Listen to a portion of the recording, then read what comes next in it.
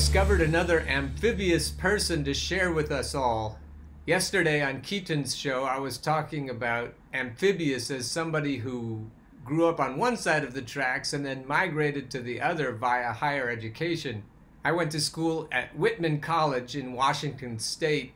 That place has been called the Princeton of the West. The kids who go there, 93% of them, I think when I went there, were valedictorians. So it's an interesting place where the wealthy people from the Seattle and Portland area mix with the people that Whitman likes to bring in who they think have potential. I grew up very rough. I grew up as a logger who liked to read and sing. And then the people that I bumped into in public school, one wonderful music teacher named Mr. Ferris, and then other wonderful teachers who loved my literary bent, they got me writing and expressing myself and learning to love doing that. And then I crashed into Whitman College, a very liberal place, and I came in with very conservative views. So you can see why I'd consider myself to be amphibious. Thomas Greene here is equally amphibious, and I'll let him explain it to you in his own words. Why Trump is likely to win again. That ought to get the comfy Dems foaming at the mouth. The Bronx of my childhood was a paradise. My street ran parallel to a section of the old Croton Aqueduct, by then long disused, which we kids called the Aki. Along its banks grew trees and bushes and wildflowers, forming a ribbon of thicket in which we played and through which we hiked. We were always in the street. We learned our games and rhymes by word of mouth from older to younger. We chose our adventures and settled disputes among ourselves. We played stickball and ring-a-levio and scully, red rover and stoop ball, and a deliciously sadistic variety of Johnny on a pony. We raced about on noisy, cheap skates with metal wheels. In this urban sanctuary, I grew up safe, loved, happy, and unmistakably working class, yet somehow I slipped away. I was reared to become an ironworker or electrician, but I managed to pass through a posh New England liberal arts college and end up a tech journalist and author. I've worked unsupervised, chiefly from home, since the 1990s. Most of my relatives and old neighborhood friends hate people like me, and I don't blame them. Most are lifelong Democrats, yet they voted for Donald Trump and will again, and I can't blame them for that either. Let me explain. My career is the product of an economic revival engineered by the center-right New Democrats of the Clinton era and subsequent administrations. In our deep historical dive a couple of days ago, we got all this figured out, so go back and watch that episode if you want to know what a New Democrat is. I've observed the tech industry for 2 decades. It's a job, but it's hardly work. I'm a nerd. I like science, technology, and medicine. Right now, I couldn't be more comfortable in lockdown. Amazon supplies my dry goods while a friendly driver brings my groceries. My family and I are safe. No one comes near us without a mask.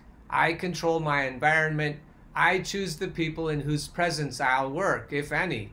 I can smoke and drink on the job if I please. So long as I honor my deadlines and file clean copy, no one has anything to say about it. Tech's been good to me. This is the part I really relate to. But the guy I was expected to become walks beside me like an imaginary friend I never outgrew. I think about him often, daily if I'm honest. He commutes by bus, encountering irresponsible louts who refuse to mask up. He worries about it too. His wife, who had earned a second income, is at home supervising their kids. He lives by the lunch buzzer and the punch clock. If there's music where he works, it's amplified by cheap, overdriven speakers, and the genre will suit him only by chance.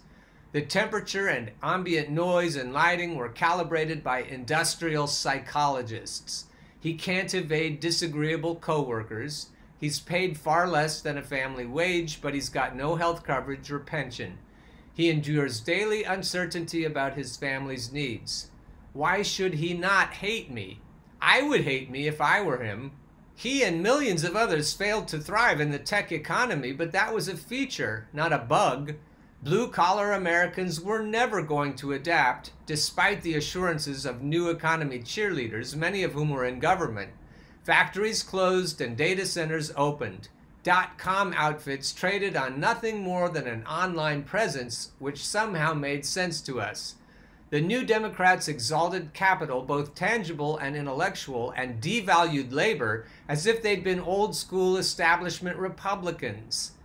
They fawned over Bill Gates and Eric Schmidt, Steve Jobs and Larry Ellison, Michael Dell and Andy Grove, the way one imagines Calvin Coolidge gushing about Rockefellers and Morgans, Vanderbilts and Astors. A high-tech meritocracy would lead America in a better direction, and the need was urgent. The old economy was failing, undeniably. It was time to reformulate it with a progressive veneer. No more dirty factories or pollution. NAFTA would ship that mess abroad. America would subsist on green energy, outsourcing, financial services, the sacrament of e-commerce, and high-tech gadgets. A middle-class Valhalla governed by upper-middle-class trustees from the best schools. There would be no need for troublesome relics like labor unions. The virtuous nature of technological progress would itself ensure quality jobs and dignity for workers. Plentiful consumer credit would replace the family wage and health care benefits. Blue-collar America would suffer collateral damage, but too much was at stake. It would be a necessary sacrifice. And of course, we'd be gentle. We were Democrats and nerds, after all. Big tech was hardly the sole disruptor, but the New Democrats fell for and amplified Silicon Valley's specific flavor of empty promises wrapped in technobabble. Delivering the blank of the future, they said. We got E this and I that and smart everything else. It had a wholesome ring and implied that Richard Feynman and Carl Sagan were finally in charge. The progressive, science-y veneer gave cover to other mega rackets with less compelling legends, enabling them to fleece their workers and consumers too. Soon everyone was delivering the blank of the future. The Democratic Party divorced its industrial unionized base and married its Silicon Valley mistress. It had once believed in collective bargaining. It had once believed that workers were an essential part of a healthy economy and worthy of respect. There was a time when a U.S. president like Harry Truman might entertain a labor activist like Walter Reuther amiably in the Oval Office. But the party had fallen hard for its tech darlings and began to dream of a meritocracy based on steadily increasing knowledge, intelligence, and creativity that would lift us all towards self-realization as we bathed in the restorative glow of our screens. In other words, Democrats put their faith in social vaporware. Old economy workers would be rehabilitated, language implying that they might be more intellectually challenged than unlucky. Euthanized would be a more honest word. The former lower middle class and working classes would listen to 2 decades of meritocratic cant, while their standards of living would fall steadily with no ground floor in sight. They were never a priority. The candidate Barack Obama spoke to blue-collar America. He campaigned on change that would rejuvenate careers and restore dignity. Working Americans in the swing states doubted that Hillary Clinton even knew they existed. They saw Obama as a last hope and supported him enthusiastically in the 2008 primaries and later in the general election. But he soon proved to be a disappointment. He too fell in love with Silicon Valley and Wall Street and neglected the people who needed him most. And they punished him. He won fewer states in 2012 than he had in 2008. People like the alternate me felt cheated by a guy who rocked a Brooks Brothers suit and talked a great game, then gave the tech and finance sectors everything they wanted and more. Educated people from the best schools trusted big tech outfits because educated people from the best schools ran them. Elites imagine each other to be virtuous because they imagine themselves that way. The caption under this photo of Bill Gates is, "Wise and benevolent, surely." Technology giants were understood not as hardy sprouts, but would be treated instead with princess and the pea levels of delicacy. thanks to a superstitious fear that it might all be brought to grief by, say, forcing companies with hundreds of billions in share value to tolerate an employees' union, offer a minimum wage adequate for a decent life, or pay tax proportional to their reliance on public goods. No one bears greater responsibility for the lack of empathy toward old economy workers that led to Donald Trump's victory than big-name tech darlings and the New Democrats who coddled them, then openly ridiculed their own voter base, the people Hillary foolishly nicknamed deplorables. That is, the millions of disappointed Obama voters who would happily have voted blue if they'd had confidence that the party would respect them, welcome them, and acknowledge their needs. But the new economy is a gated community shut firmly to them, whose most strenuous boosters have been the Clinton, Bush, and Obama administrations. Old-school, working-class Democrats are unwelcome in the party they built. No one wants them tracking mud through the salon. Donald Trump defeated Hillary Clinton in the swing states the same way Barack Obama had, by characterizing her as disdainful toward blue-collar Americans. It was a potent message among those who once had seen decent wages in return for honest work, lately reduced to Walmart greeters and Uber drivers. Humiliated by a labor market in which they had nothing to trade, the former working class understood that they also had nothing to lose. Liberal democracy and its supporting institutions shed their veneer of sanctity when dead-end employees can aspire only to dead-end management gigs. Call them associates and technicians all you want. They know who they've become and what others think of them. They are why Trump won in the swing states. He was propelled to victory by disillusioned Obama voters. They gleefully chanted, "Lock her up," not because they thought Hillary was an actual criminal, although I think Hillary's an actual criminal, but because they knew what her election would bring them. 4 or 8 more years of economic and social stagnation to top off the 20 they'd already been through. They elected Donald once and they will try to again. He is scornful and vicious. He despises openly. He snarls and barks. He will make a pig's breakfast of everything he touches. But here's the thing everyone misses.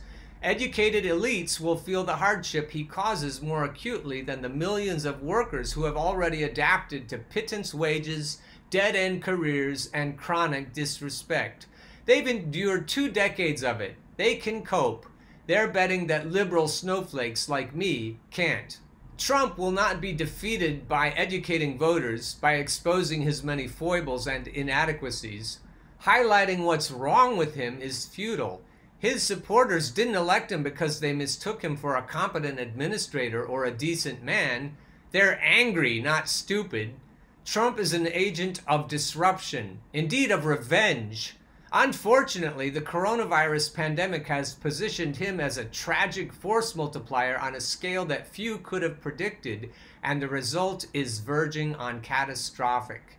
Still, that might not be enough to prevent his re-election. Workers now sense that economic justice, a condition in which labor and capital recognize and value each other, is permanently out of reach. The class war is over and it was an absolute rout. Insatiable parasites control everything now and even drain us gratuitously as if exacting reparations for the money and effort they spent taming us. The economy itself and the institutions protecting it must be attacked and actually crippled to get the attention of the smug patricians in charge. 2 decades of appealing to justice, proportion, and common decency have yielded nothing. I'd rather not see 4 more years of Donald, but I understand the impulse to use him as a cat's paw. Joe Biden is only moderately attractive to swing voters. He's got long-standing ties to the financial and consumer credit rackets, and many of his senior campaign people are former lobbyists, industry flacks, and banking alums. He's a New Democrat at heart, too much like Hillary and too little like the Barack Obama we thought we were voting for in 2008. Elizabeth Warren and Bernie Sanders appealed to the 2016 swing voters who voted for Obama in 2008 and for Trump in 2016, not Biden, and not the domesticated Obama of 2020 who will be campaigning for him. I doubt that Obama can draw enough of his old swing voters back to the Democratic Party. They were his constituency once, but he let them go. And now his transformation into a new economy aristocrat is complete. He could even be a liability to Biden, who seems more down to earth than today's Obama. Let them eat quinoa. The new Democratic Party and the flashy economic colossus controlling it are a seductive pair. We saw this as Obama spoke on July 30th, 2020, eulogizing the late U.S. Representative John Lewis. The former president and Columbia University and Harvard Law School graduate promised us that one day, when we do finish that long journey toward freedom, when we do form a more perfect union, whether it's years from now or decades, or even if it takes another 2 centuries, John Lewis will be a founding father of that fuller, fairer, better America. Thus did our first black president signal that he might condone 2 more centuries of racial and social injustice, so long as the meritocracy continues to treat him and his family right. Nailed it. He and other high-minded elites are thinking fine thoughts and beaming positive energy to ordinary Americans from the metaphorical gated communities swaddling the rich progressive class. No uninformed weasel will dare kneel on any of their necks, we can be certain. There will be no eviction notices, no local food pantries, no paltry unemployment checks for them. These people have no clue what's going on in the workaday neighborhoods of American cities and in our towns and rural communities, and they'll be pleased to keep it that way. Why should the victims of the new economy not despise the system and the people tending it so intensely that they would vote Republican again? Why would they not hope that Donald will cause so much damage that America will be forced to make a fresh start? For them, stability equals stagnation, while chaos might bring opportunities. Elections are decided in the swing states. We know how Massachusetts and Mississippi will vote. The battle will take place in Florida, Georgia, North Carolina, Virginia, Pennsylvania, Ohio, Michigan, Iowa, Wisconsin, and Colorado, and it will be decided by Obama to Trump voters.